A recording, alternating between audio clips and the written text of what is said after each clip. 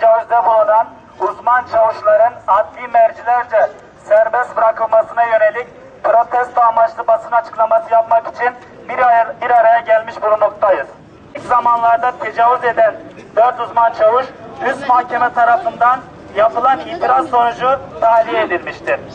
Tahliye kararını veren üst mahkeme davaya gizlilik kararı koymuş, EA'nın avukatının EA için yaptığı koruma talebini reddetmiştir. Bu hukuksuz karar bizim için yeni NÇ davası skandalındadır. NÇ için de daha önce skandal bir karar veren mahkeme 13 yaşındaki NÇ'nin kendi rızasının olduğu yönünde karar vermişti.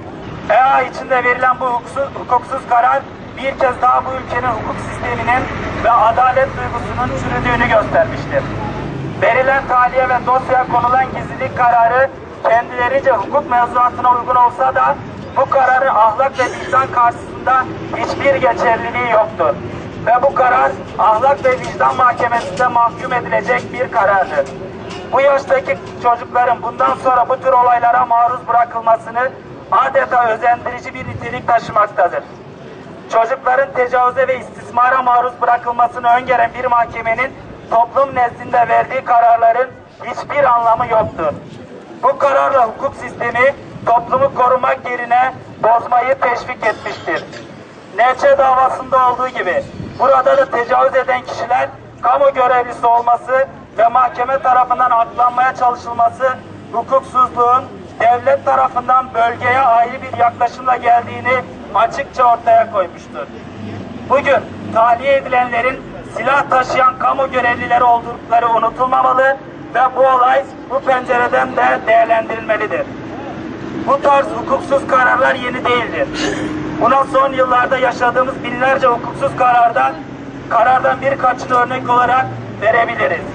Daha birkaç gün önce Diyarbakır Cumhuriyet Başsavcılığı bugün tam üzerinden 540 gün geçen Roboski katliamı dosyası için görevsizlik kararı vermiş. Dosyayı askeri mahkemeye göndermiştir. Aynı savcılık Ceylan Önkol davasında takipsizlik kararı vermiştir. Şırnak Savcılığı da Roboski katliamının 500. gününde katliamın olduğu yerde çocuklarını anan ailelere 3.000 TL para cezası vermiştir. Aynı hukuk sistemi Bingöl'de tecavüzcüleri salıvermiştir. Bizler bu davanın takipçisi olduğumuzu herkesin bilmesi ve kamuoyunun da bu konuya duyarlı yaklaşmasını. 2. Olayın örtbas edilmesinin engellenmesini. 3. Tahliye edilen kişilerin derhal tutuklanmasını. Daha adil ve vicdanları rahatlatan bir karar verilmesini. 4. Tahliye gerekçesinin açıklanmasını ve dosyadaki gizlilik kararının kaldırılmasını. 5. Kadınlara ve özellikle çocuklara cinsel istismar ve tecavüz davalarında dahil daha adil bu tarz olayları caydırıcı kararlar alınmasını istiyoruz.